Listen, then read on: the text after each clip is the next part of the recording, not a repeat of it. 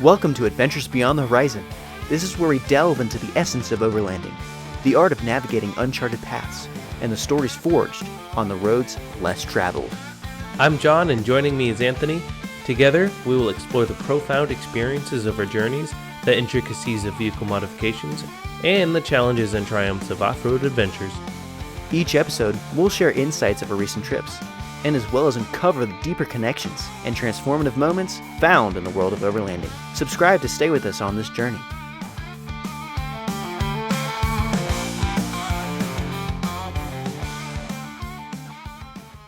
All right, welcome back, everybody.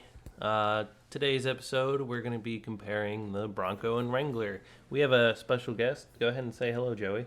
Hello, I'm Joey. I drive a 2010 Jeep Wrangler JK two-door. It's pretty fun. Do you have any ducks?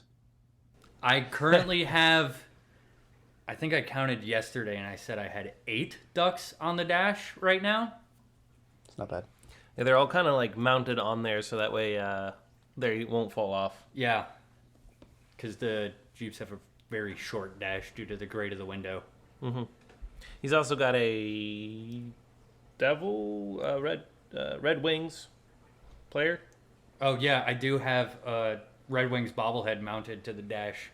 So anytime I change gears, because it's a manual, the head shakes and arms swing. Because it's a Jake Wallman gritty bobblehead. Yep. Nice. All right, well, let's go ahead and roll right into comparing the 2024 Jeep Wrangler and the 2024 Ford Bronco.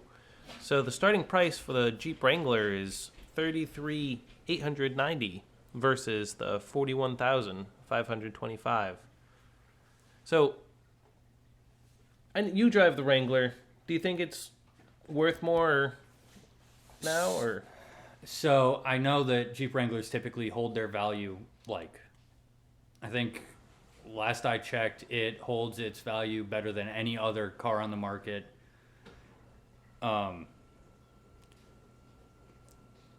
It's a lot of fun to drive. I love driving it. It's one of the, like, its short wheelbase makes it super nimble. And just driving it is very satisfying, I think is the right word there. Mm-hmm. I really haven't had a whole lot of driving experience in a Bronco, but I love my Jeep. Do you think it's worth more because it's a manual or less because it's not an automatic?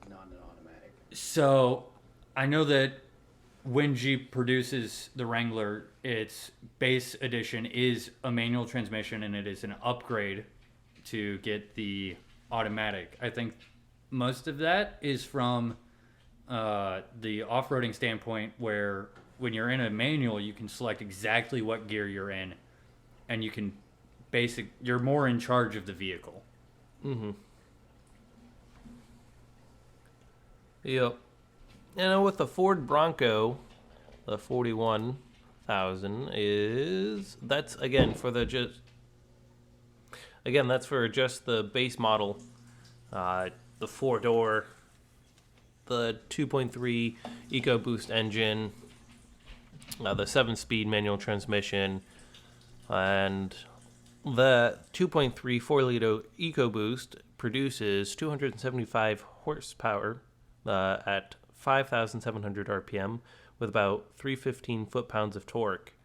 And the Wrangler only produces, 260 foot-pounds of torque, slightly less, but it does give you more horsepower. I believe we're, comparing, again, the base models of the 4-doors. Okay. So I guess the only reason why the Bronco produces more torque is because the turbo that's in it versus the naturally aspirated V6 in the Wrangler. Yep, it's the 3.6 naturally aspirated V6. The Jeep Wrangler that has the 6-speed manual transmission by default, and the Ford Bronco has the 7-speed manual. Again, I believe you can get the upgraded 10-speed with trail control for the base, but it It really comes down to personal preference. If you could choose a transmission, would you choose the automatic or manual, John? Me, I would definitely, if I was going for a Ford Bronco, I think I would go for the manual. I don't have a manual. I do have a motorcycle, which I just recently purchased.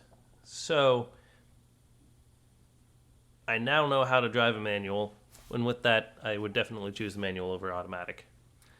Same. I started learning on a Pontiac Firebird in my dad's Tacoma. Yeah, same. Massive difference. Yes. Changing gears, similar, but how you change gears, very different. Yes. I feel like it'd be easier to off-road in an automatic, though, just simply because you don't have to worry about the gear change or anything like that whenever you're going up a climb. Like, you have to have more momentum so you don't stall out in the manual, but in an automatic, you don't have to worry about that.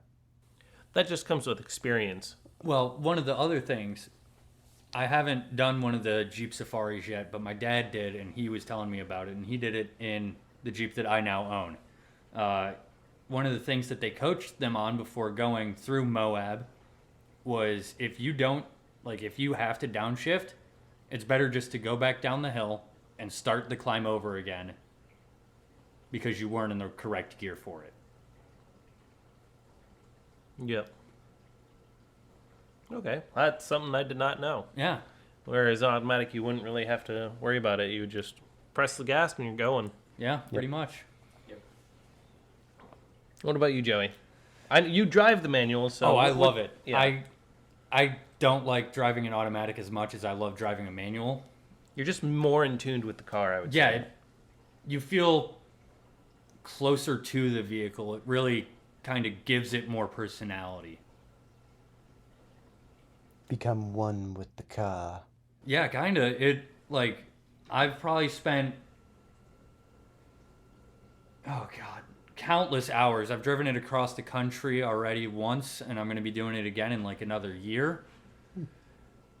I've taken it to a bunch of national parks, and she's held up like a dream, and I wouldn't have it any other way than a manual. Yep. So I know we've gone to the Tahoya State Park. Yeah, Did you have any problems in your manual during that? The main issue that I had was more with the fact that I still have stock suspension on there and not really a power issue. So Okay. I've also done one of the Badge of Honor trails down in Tillamook, Oregon.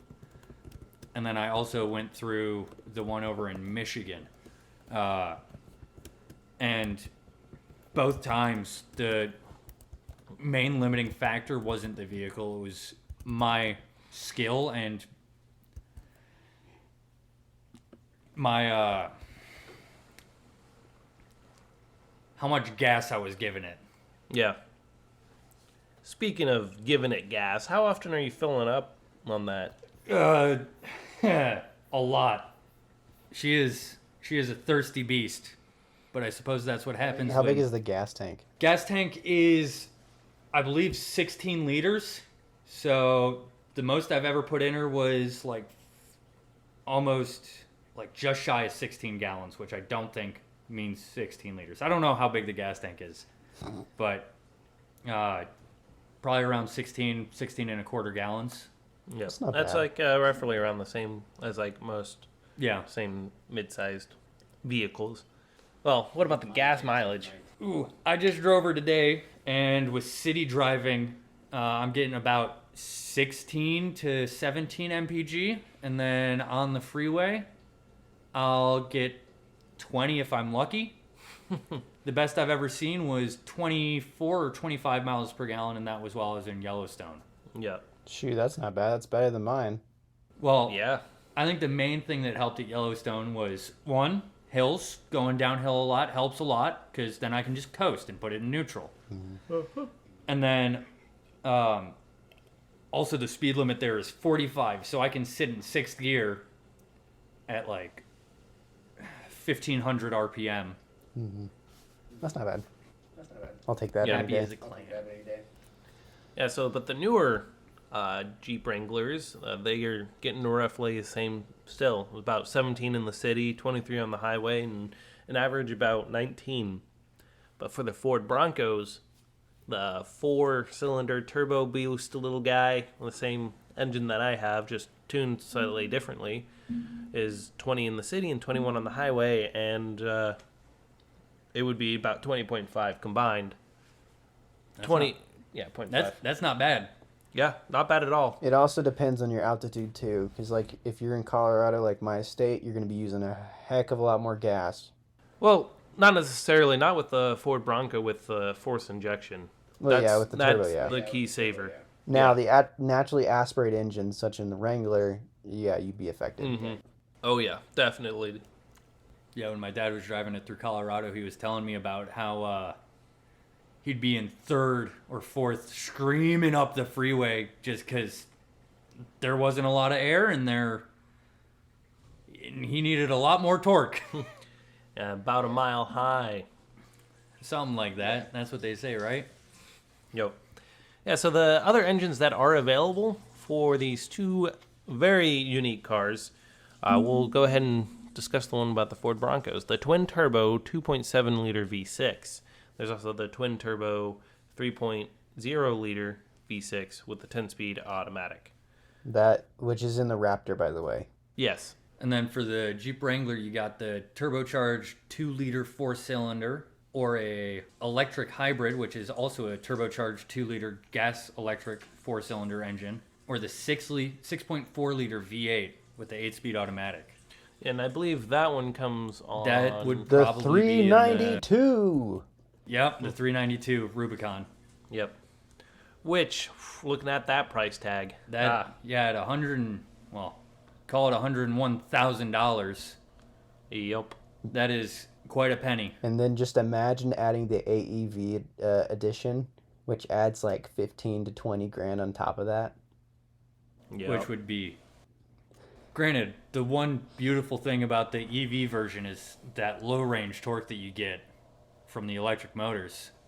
Oh, yeah. Oh, I was talking about the AEV edition, which adds the metal front bumper, Under Armour skid plates, and the rear bumper. And it comes with a winch. That would be a nice little upgrade. Added package. Yeah. Oh, yeah. Having a steel bumper has saved me a couple times. Mm-hmm. Oh, trust me, it saved me too. And the rock sliders too, super useful. Yeah, I still need to mount up my rock sliders. Yeah, and your rear Fenders. Yeah. You've had those sitting in the garage for how long now, my guy? Too long? Too long. It looks weird without rear fenders. But I got metal ones that I need to mount up. Yeah, he was having trouble pulling out the old clips for the ones that he had on, and the day he was putting on, he was just, yeah, all right, I'll get to it next week. Next week was a year and a half ago? Something like that. Look, man, it rains here in Washington like every other day. Don't y'all have a garage? I'd rather not do it in the rain. What about the summertime? Today was a beautiful day. Today was a beautiful day. It was. I went on a ride and just got back, and Don't y'all have a garage beautiful. too? Yep, but it's filled with, parts and pieces. Parts, pieces, tools.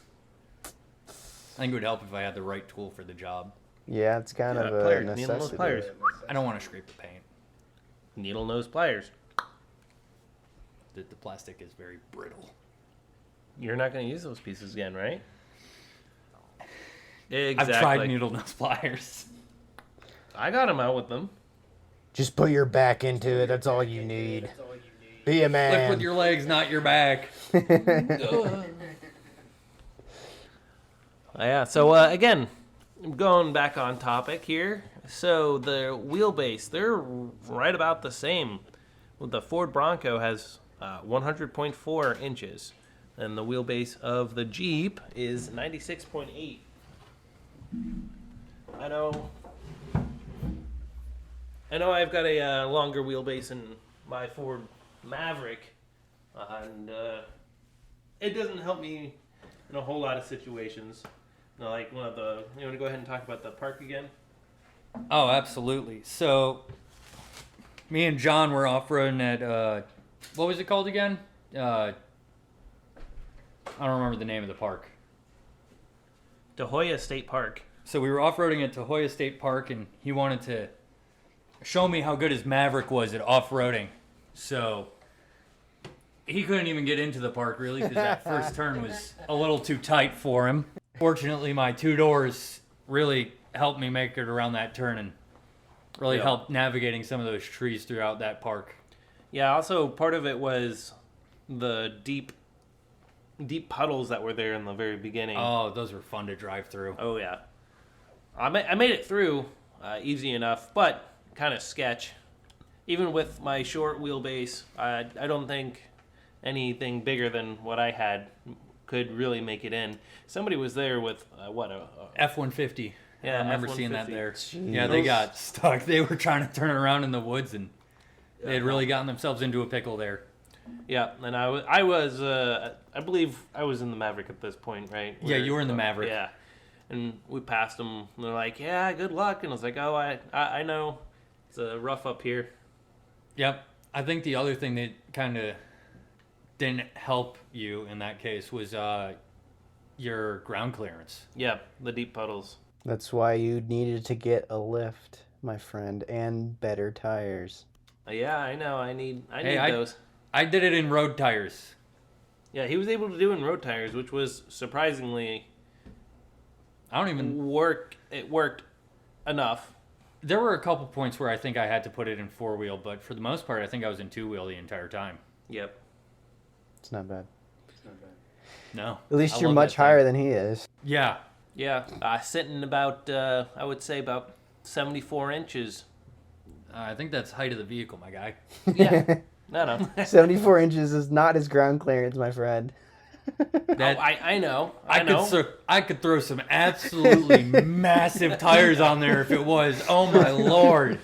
Be a monster truck at that point. Nothing would I stop understand that was the. Do an oil change standing up underneath it.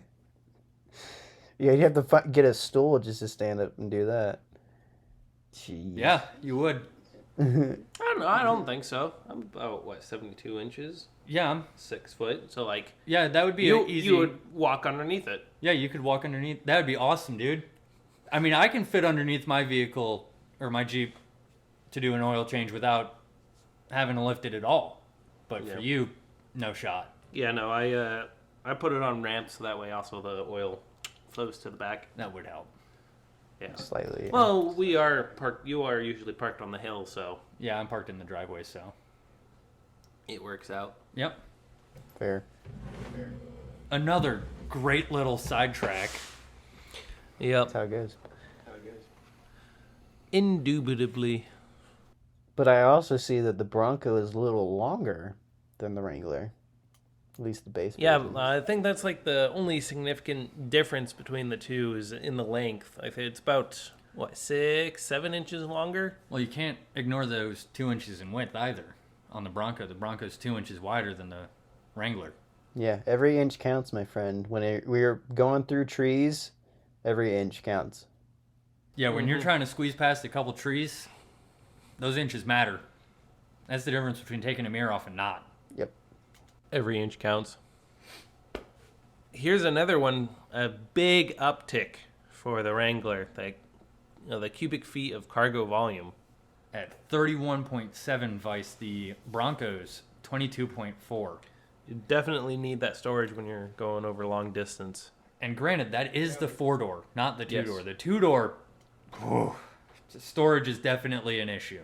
And you're sure this is talking about the four-door? Yes. I wonder why. Is it just because they made more room for the seating, or if it's... Yeah, I'm pretty sure if like taking a look at the head room and the leg room, there's definitely more in the Bronco than there is for the Wrangler. So you'll be slightly more comfortable while you're in the Bronco. Definitely more comfortable in the Bronco. Well, is that looking at... That's probably looking at it with the seats folded down. So, my dad has, I want to say like a 2022 four-door Rubicon with the diesel engine in it, which he absolutely loves. He wishes it was in a manual, but they didn't make it with the manual. And now they no longer make it at all. And one of the things I noticed when we went on a car trip was when the back seats fold down, the bottom part of the seat literally like is on, it's got like a, almost like a scissor lift system where it will like lower closer to the ground. And it will like snug up against the driver and passenger seat when they're at the full back position. I don't know about the Bronco because I really haven't driven it, and Yeah. I think my uncle has one, but I haven't really spent a whole lot of time in that one. With the Bronco, though, one thing that my dad mentioned, because he's driven it a bit more than I have, he was talking about how you can actually get better visibility out of the Wrangler than you can out of the Bronco on the front end. Which, when you're off-roading, that makes a huge difference. Yeah. For rock crawling, I guess it still does make a big difference, but you also usually have a spotter. Yeah, So, having a spotter is key. key for that. But I must also mention, with the Bronco, you also get a front camera, which is very useful. Now, is that on the base model, or is that on the higher trim levels? You know, I'm not entirely sure. I don't think so. It might be in the Sasquatch package. Maybe. Maybe in the looking at the technology package that they had on. Yeah, it would Yeah. probably be in one of the electronic packages that they have for that. I know on the Jeep, sometimes having a front-facing camera would be very handy. But then again, it's just another thing that could break. Yep, more electronics. Again, I think we were talking about this earlier, was that there's a lot more electronics that can go wrong in the Bronco. That's probably why it's more expensive, is just because they're more tech savvy and there's more to go into it. Whereas the Wrangler, they're kind of lagging behind on all of the technology, but they are just keeping it relatively simple, going back to their roots in the World War II Jeep, where The good old wheelies. Yeah. Oh, really? I believe that's why the front windscreens on the Wranglers will still fold down, is because of the wheelies and paying homage to their heritage. Yep. And that's Making another it- that's another reason why some people still buy into Wranglers, is just to be part of that history. Because I mean, it's World War Their II. history is World War, yeah, really cool. yeah. And Yeah, then with like- like the little Easter eggs everywhere on Jeeps, it's kind of cool to have all that little things, and they still pay tribute to with those Easter eggs to its original origins. Yep. But the Ford Bronco is also catching on to that little Easter egg thing, so they're starting to put little things around their Broncos as well that I've Yeah. noticed. And they're also doing the same thing that the Wranglers are now doing, or that the Wranglers have always done. It's like one of their big aspects are taking the doors off, taking the roof off. I love taking the doors off. Yep. There's nothing like it.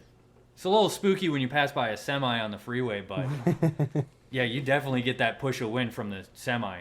One of the things that I like that the Bronco did for taking their doors off is they moved the driver and passenger side mirrors off of the doors and onto the A-pillars of the vehicle. Yep. Unlike the Wrangler, where if you want to take the doors off, you have to have aftermarket mirrors. They go into the door hooks, so it's Well- like super awkward. So they either have the door hook or like the door hinge mounting mirror system, or they have what I use, which is a A-pillar mounting system.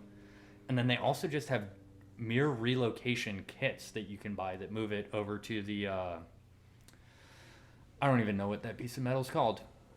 It's a little piece of metal just after the hood, typically gets dented because when you take the doors off, you have to, on my Jeep, it's a little piece of rope that helps limit the travel of the door. And if you forget to put that back on, the door will just free swing forward into the vehicle and put a I've seen dent that. there. Yep, I've seen those dents. I have a couple.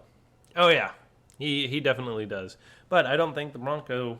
I think they've learned from the Wrangler's mistake, and I don't think you get that with the Broncos. I've never taken doors off Broncos before, but I'd love to give it a shot. Yeah. I feel like they still use the actuators, and they're just easily disconnected. Yeah. I know that's what they do on the newer Jeeps, is they have like the metal actuators in there for that. that just contributes to why Ford is more technologically ahead of Jeep, because Jeep, like I said, tries to keep the Wrangler the same, um, just to improve upon it, but they can't improve upon things that have been set for so long.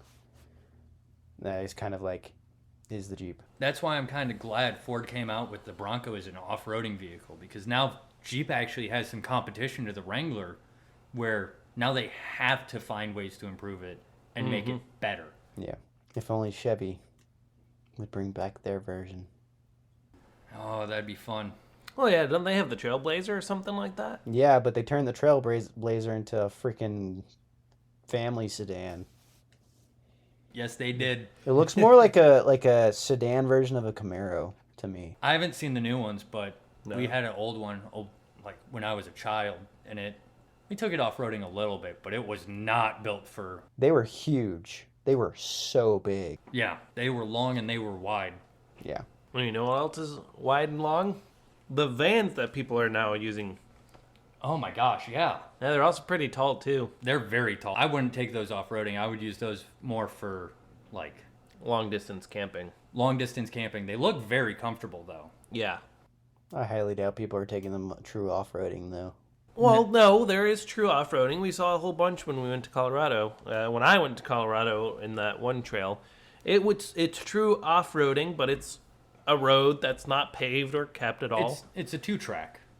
Yeah, pretty much. Yeah. It's a dirt roader. Yeah. Yeah. Gravel road, weekend warrior kind of dealios. Yeah. They might be going for more than a weekend. They might be going for, like... I feel like that would be more for long-term camping. It's Yeah. van lifers. Yeah. That would be something I would love to do. You know, take like 6 months and travel the country in this kind of van. That would be a lot of fun. Yeah. Yeah. Just take like a little dirt bike and have it mounted on the back. That'd be awesome. Oh yeah. Yeah, that would be cool. A little dirt bike or an adventure bike. Yeah. Or maybe, I was going to say, like, no, you wouldn't be able to mount a side-by-side or a little, what is that? You'd have A little- to have an RV for that. Yeah, you'd have to Yeah. have, like, a Class A motor coach with a toy hauler or something like that. Yeah. That'd be fun, too. Yeah. That'd be cool. Very expensive. Very, very expensive. Well, right, well, we should also talk about the turn radius, or turning diameter, as it says. Okay. Yeah, turn radius. Well, 32 let's see. feet for the Wrangler and 35 feet for the Bronco. Yeah, it's way better. Again, that's like 3 3 feet? feet. That's a lot. That That is a big difference, especially if you're going off-roading. Oh, yeah. But there is one advantage that the Bronco does have over the Wrangler in that aspect. It has a turn assist mode where it locks one of the back wheels so you can make a tighter turn. The Wrangler does not have that feature. Yeah. Well, with 3 extra feet of turning radius, what would you need it for? tight turns, you know. Yeah, you'd be having to do a real tight turn. Hey, Have you seen the, some of those mountain switchbacks, dude, they can get really, really tight. Yeah. Yeah, that's fair. So I'd rather have that feature than having to go close to the edge, then back up onto the switchback, and then go forward. Yeah, do a 3-point. Yeah. I haven't had any issues with my 2-door in terms of like doing tight U-turns. I can do a U-turn on a like side street that's just 2 lanes. Yeah. No, short wheelbases, they have a big advantage over anything.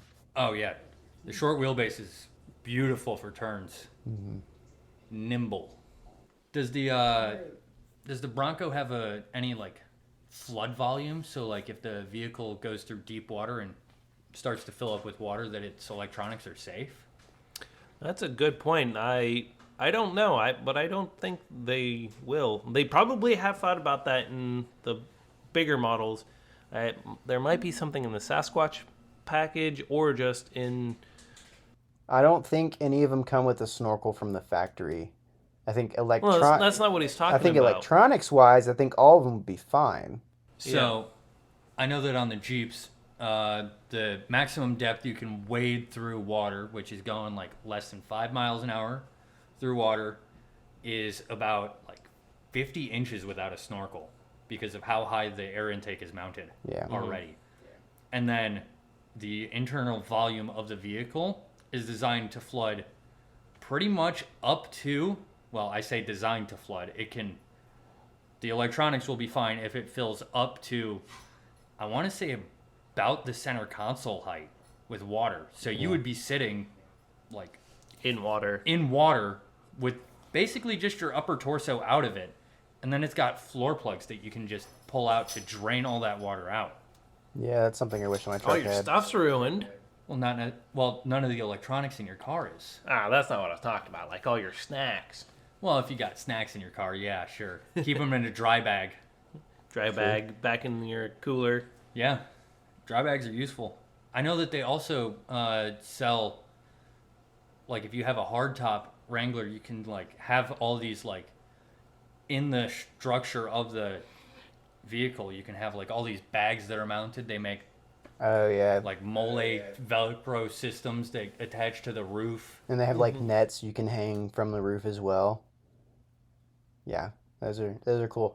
That's one thing I wish a lot of other vehicles could do, especially my truck is like mount stuff to the roof like that, but unfortunately. I don't have any of those mounting systems yet, but I'm looking into them because those are super cool, and they help with sound dampening in the vehicle because it is, when you're going at highway speeds, it gets loud. Yeah. So you have a hard top, not a soft top? I do have a hard top, not a soft top. Okay. Well, it'd probably be even louder if you had a soft top. So, a little story time from me, which I'm not happy about that I have this story. I know where he's going with this. It was a really nice day the day before, but I saw that it had a high chance of rain overnight. So I threw the freedom panels on, which are the panels just over the driver and passenger seat, because I didn't take the whole top off, because with a hard top, it's a chore. Because it's awkward and it's heavy. Yeah. Just put them on, didn't fully secure them. Oh, no. Woke up late for work the next morning, forgot to fully attach them, started driving, got up to about 40 miles an hour. Wind caught them and just threw them off the vehicle. And then, since they're fiberglass, it shredded some of the fiberglass on there, and I refused to put the damaged fiberglass on the roof because I figured it would mess with the roof seals because it's all rubber, and I didn't want it to make it worse. So I bought a best top. It's called like a Sunrider top, where it's a fabric soft top that mounts just over that front section of the driver and passenger seat. Mm-hmm. It's super nice. It's great for the summer, where you can take the top off or you can fold that back really quick. I've folded it back at a stop sign before. Just because all of a sudden I was like, oh, it wasn't nice this morning, but now it's 70 and sunny. So I'm going to take the top off real quick. Pretty much just flick the two little clasps that hold it on, and it folds back with one arm. And I got an opening to the sky, and I can get some nice wind in my hair. Yep. Must be nice. Now, and it's permanently attached, so it won't get caught in the wind. That's true. You don't want to open it or close it while moving, though.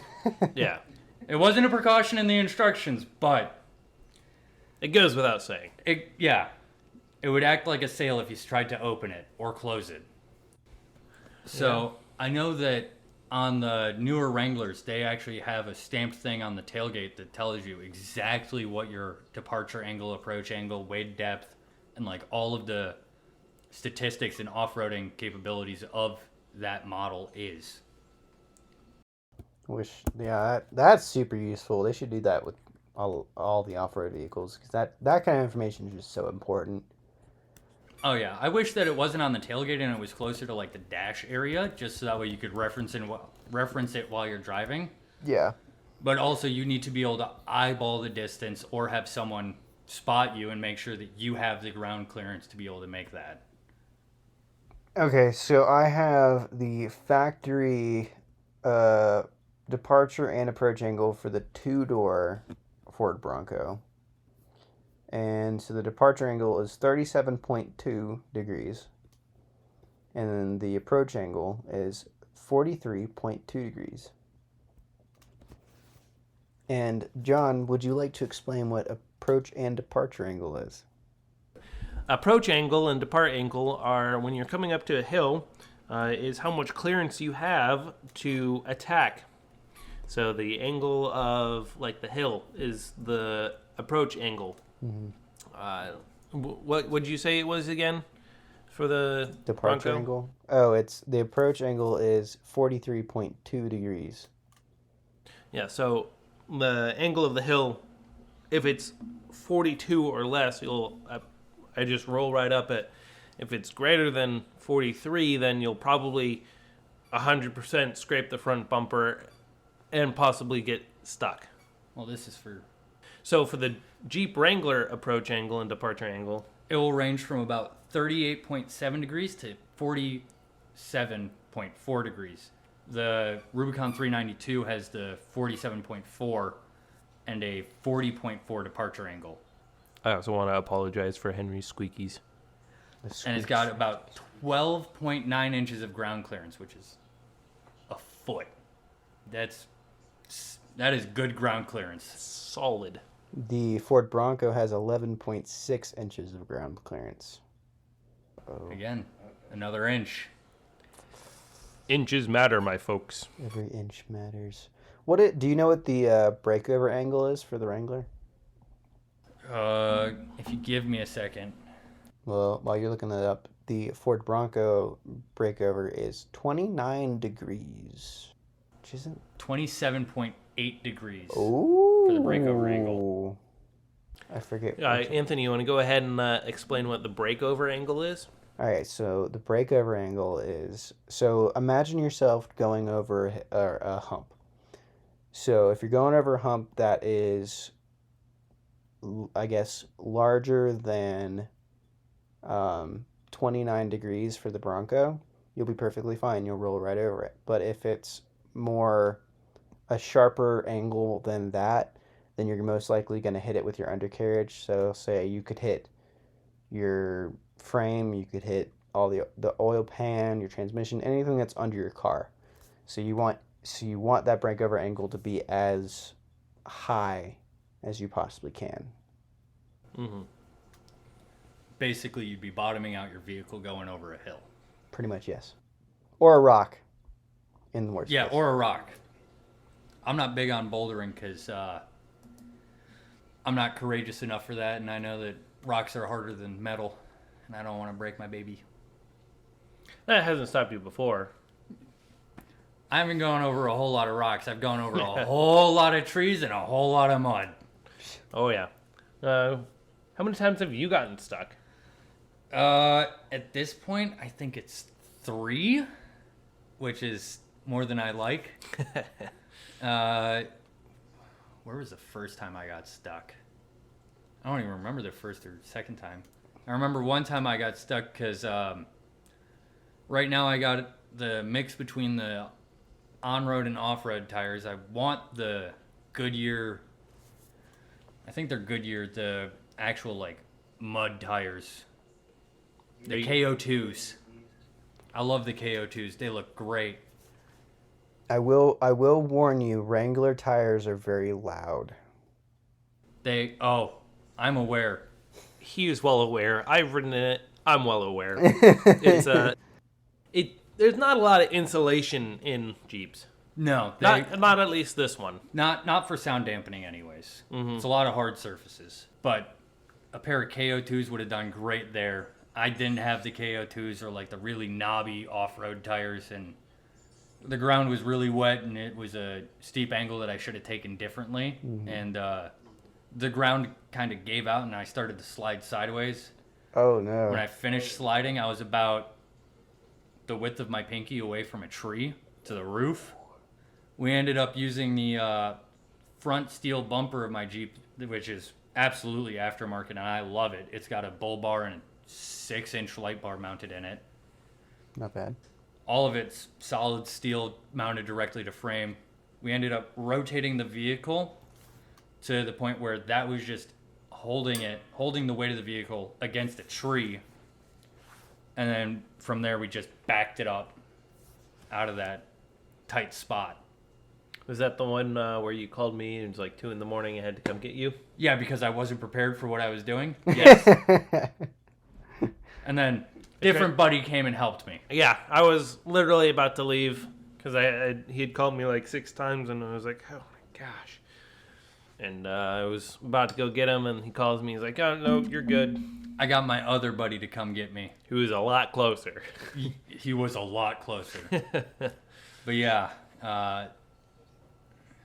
most of the times I've gotten stuck, it was because I made poor choices. It's usually how it goes. Typically didn't have any of my off-roading gear with me. Because I don't have a winch. I have a come-along, which is just a manual winch where you do all the work and ratchet your happy butt out. You're the winch. Yeah, you do a lot of work with that. Do you have traction boards at least? I do not. Traction boards are expensive. No, they're not. He's asked to borrow mine. I've asked to borrow John's a couple times. Yeah. Most of the time I have like a full toolbox full of everything that I could ever need. They're expensive enough to where, like, if you're not doing it like you, it's not necessarily worth buying. You know? I bought my sense? 2 full-length traction boards for $60, and it came with a traveling case. You're also in Colorado. No, this is when I was in South Carolina. Oh, that's even better. Yeah, Washington state tax is nutty. There's the state tax, and then There's everything's the city tax. city tax, and everything is also just upcharged. I Because bought them they on know- Amazon. See, that's not what we're doing. We're going to the stores.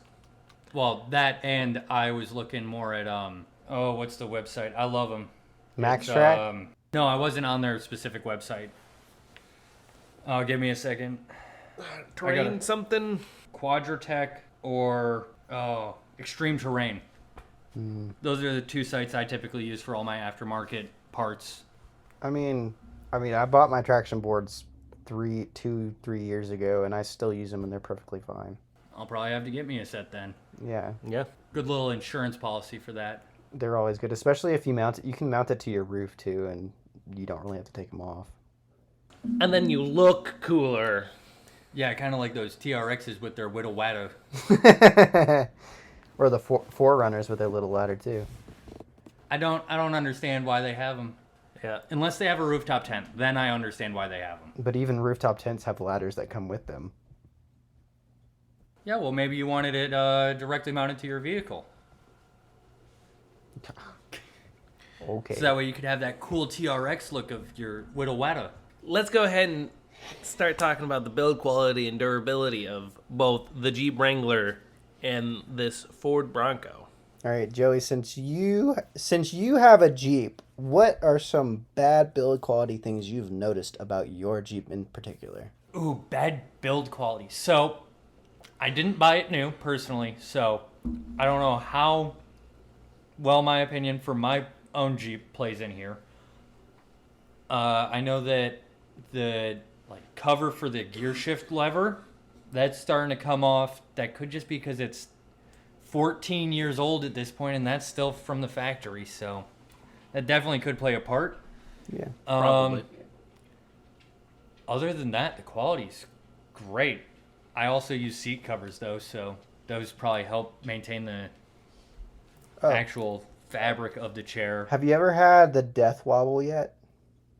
Oh, yeah. Oh, my God. Oh, well, the death wobble comes of being a solid front axle and a solid rear axle. If I could speak. Kind of, because some Ford F-150s get the death wobble too, and they're So the main thing that actually contributes to the death wobble is changing the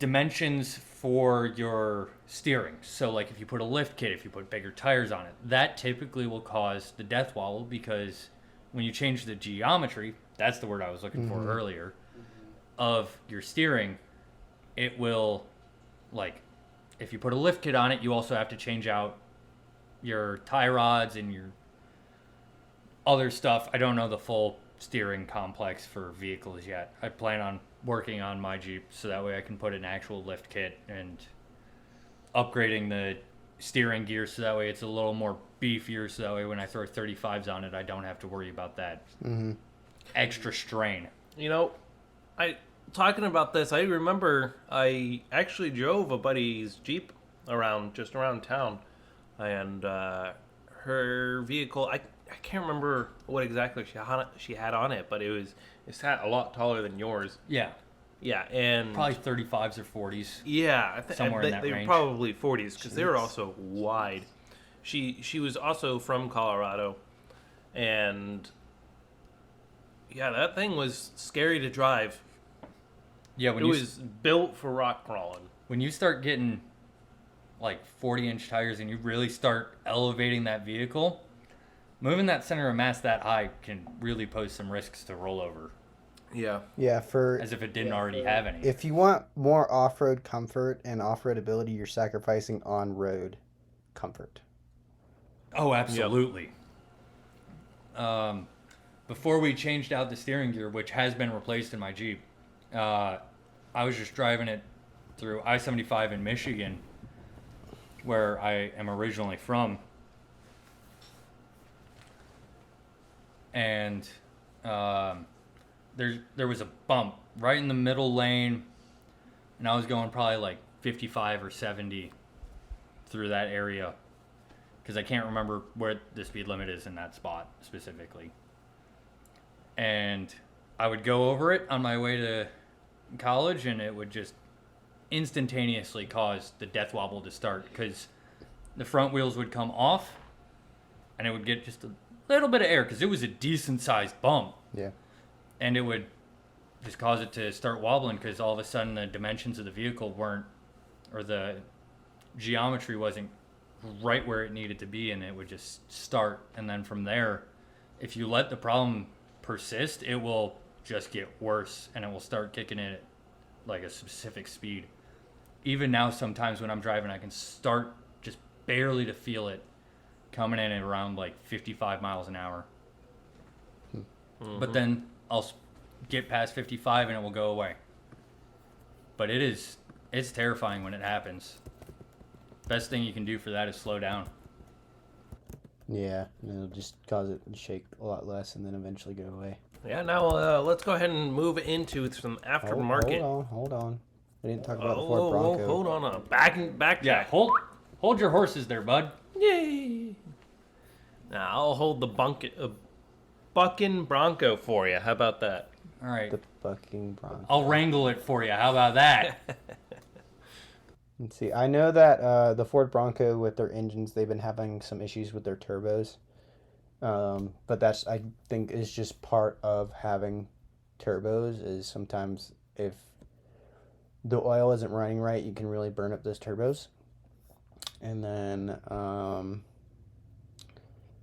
I mean, I don't even know.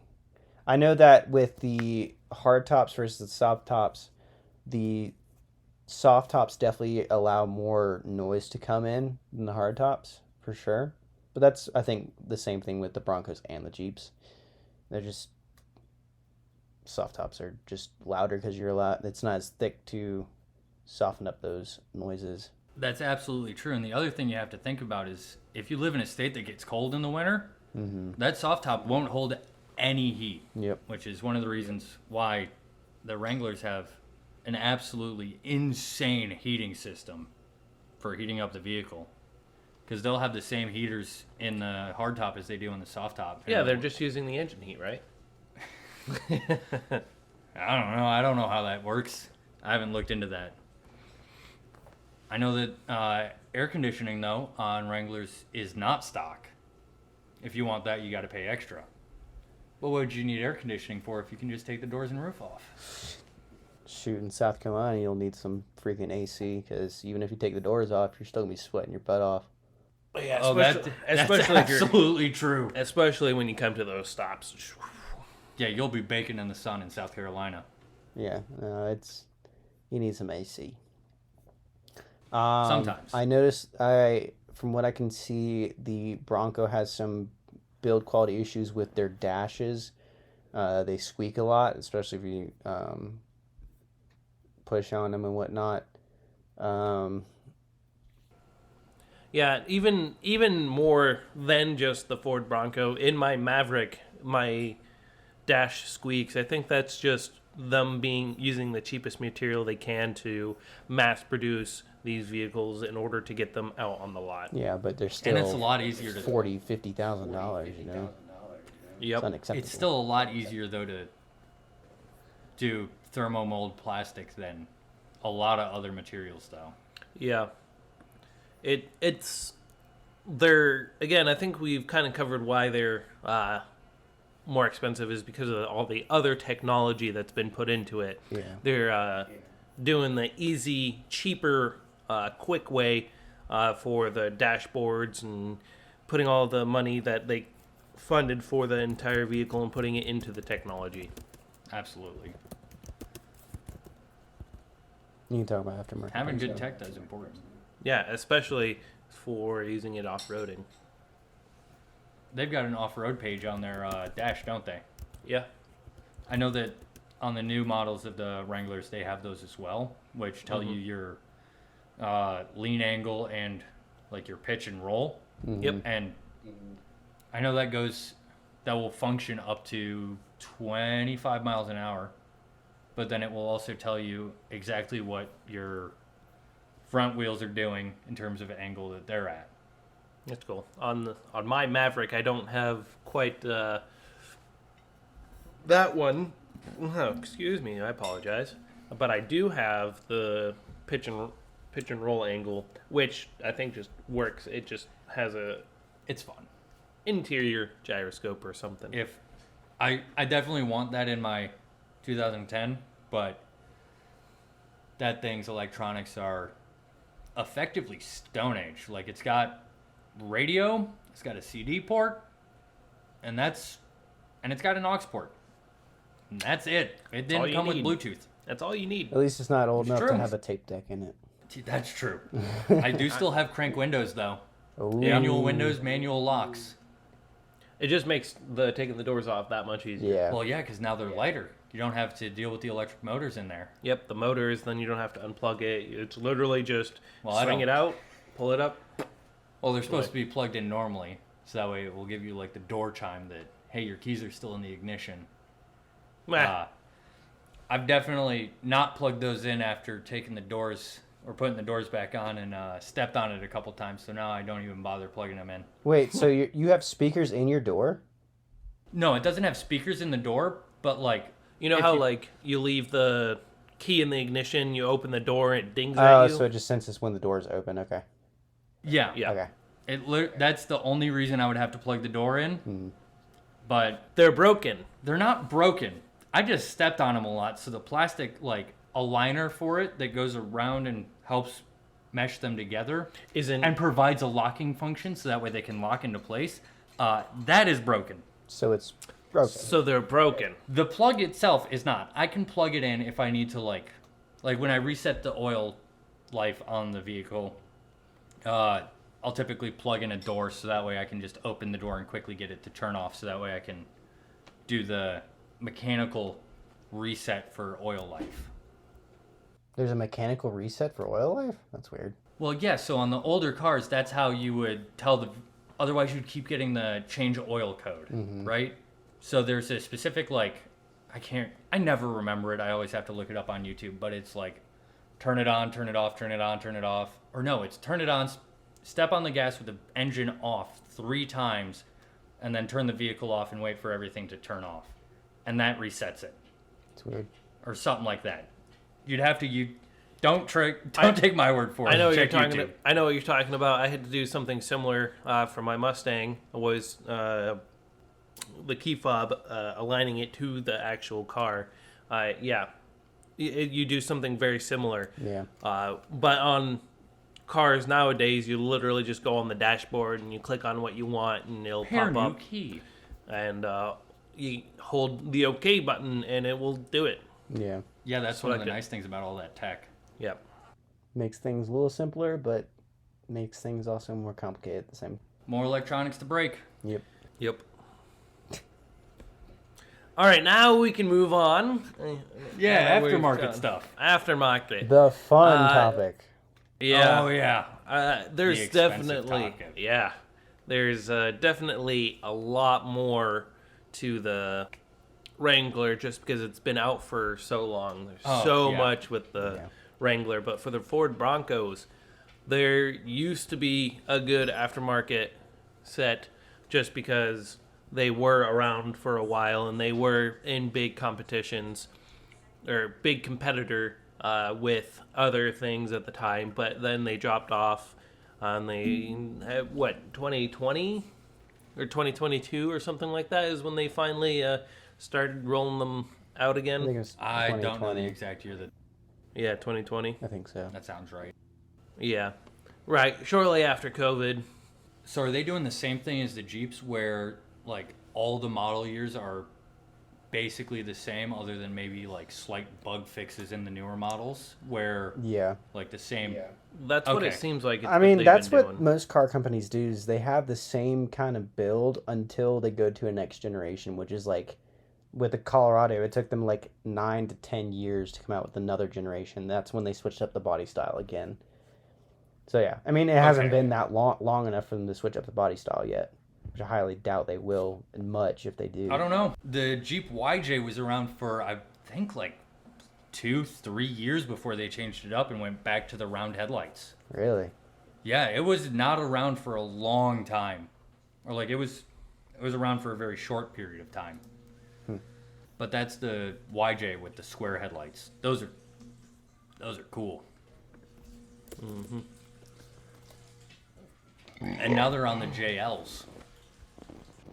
I think with the Broncos, it's just such a proven body style by now that they won't. I don't think they really have anything too much to improve on to make it Well, much it's not even better. It's not even necessarily like general improvements. It could just be more like trying to increase fuel economy. Like, so I know that when they switched from the JK to the JL, that really the only change that they made was the curvature on the windscreen and the angle of the windscreen, as well as like some other cosmetic things that really didn't affect fuel economy. The main reason they changed it though was having the rake of the windshield slightly greater. You doing okay, buddy? Yeah, no, just I'm good. You're good? Yeah. Okay. I gotta check up on you from time to time. So, I know that, like, one of the major things with my JK is that driving down the freeway, either behind or next to a semi or any other vehicle, when they throw stones, I have a really high chance that the windshield's gonna crack. With the increased rake of the windshield on the JK or on the JL, that decreases the likelihood and it also increases the fuel economy of the vehicle. So they might do something like that for the Bronco just because of the government standards for fuel efficiency over your, the entire company's range. So they take like the average and they'll figure out like, hey, you're producing this much emissions, generally speaking. And then the companies have to meet the goals of the government for emissions. I think that's also why they're trying to incorporate some hybrid systems in there too to improve that fuel economy, because they're essentially driving just a big box through the wind. Yeah, A Lobster has better aerodynamic than a Jeep. Well, yeah, that's because lobsters live in water, Yeah. which is significantly more dense than air. A cow has better aerodynamics than a Jeep Wrangler, which, who cares? It's fine. I love driving it. It's fun. But I mean, as technology progresses, they're going to make things more economical, more efficient. That's just how things go. Oh, absolutely. Make their engines more fuel efficient. Oh, yeah. I think that's one of the They could reasons definitely why Ford uses the turbocharger, turbo. Yep, it's On their vehicles is because Their the ego turbos boost. add a pretty decent amount of power to the engine, Yep. and it also increases fuel economy quite a bit. Yeah, because you're using less fuel to the air ratio, so you're putting a lot more air into it. Oh yeah, absolutely. I mean, you can have a smaller engine and create the same amount of horsepower as you would with the bigger engine. Yep. Oh yeah, absolutely. And then I I wish they were still making diesels, and I hate to see them like decreasing in the manufacturing of diesel vehicles because I know my dad gets like 36 miles to the gallon in a Jeep with the diesel, which to me is insane. I would love to get 36 miles to the gallon. It's just the fuel is so dirty Well, that's that they're having a hard time with emissions. I could see that, but that's why they use DEF, which is a diesel fuel exhaust fluid, which decreases emissions by basically just dissolving anything that was in the vapors into that fluid. Yeah. It's required. If you have a diesel here, it's required in Colorado that you have that. Oh. You have to have that.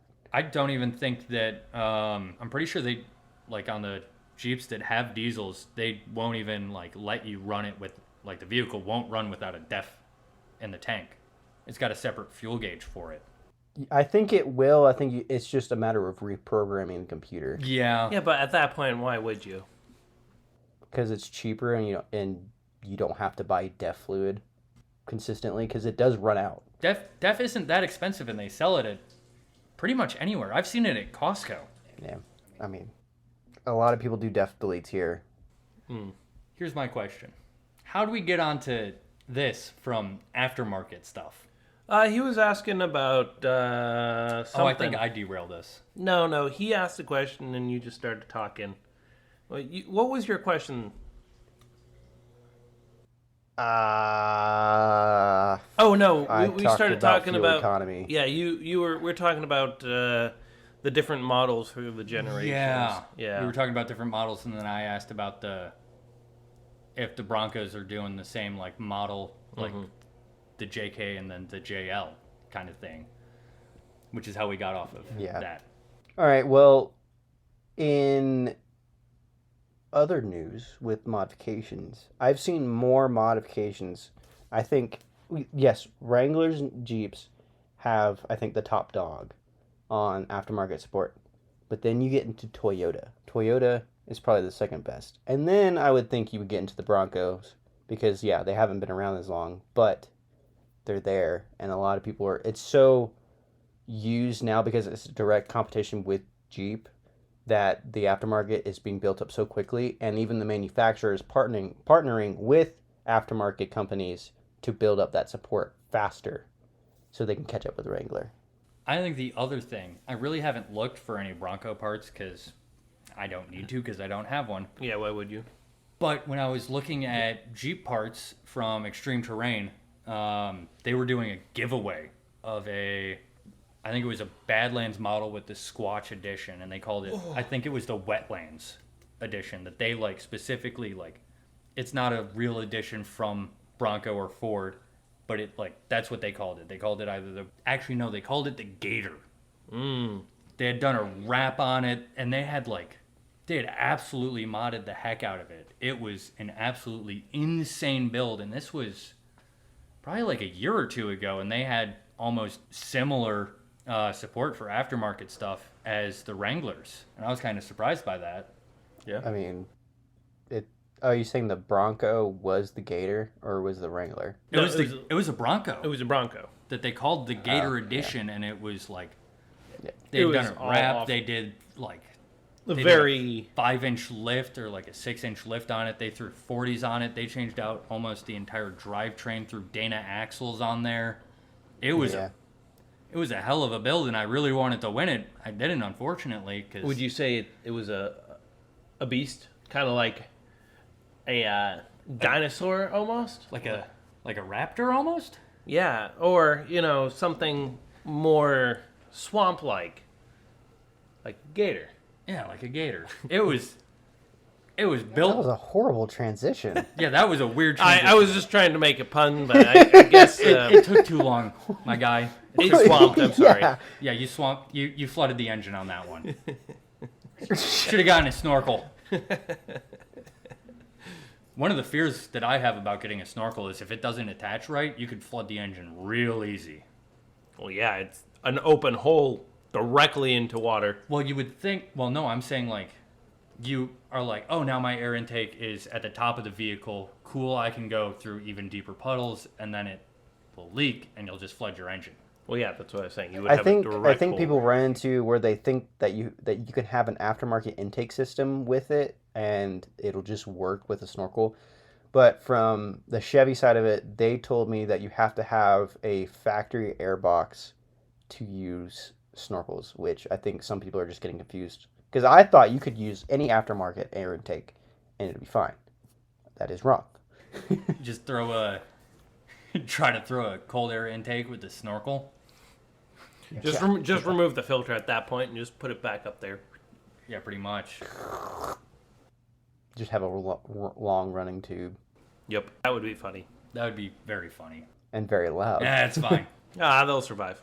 Muffler delete. Oh yeah.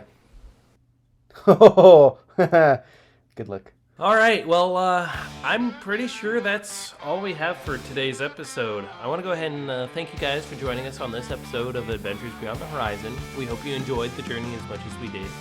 Today, we explored both the Wrangler and the Bronco editions, and we hope you found our tips as inspiring as we did. If you enjoyed the episode, please consider subscribing or following our podcast so you never miss an adventure. Don't forget to leave us a review or leave us a comment. Good or bad, doesn't matter to us. It really helps us out and helps other adventurers find us, so please do that. We'd love to hear from you about your own overlanding adventures and stories. And if you have any topics you want us to talk about in the future, please let us know. Connect with us on our social medias like Instagram and drop us an email at our email. Stay tuned for our next episode. We'll be diving into the history of overlanding. It's going to be an adventure you won't want to miss.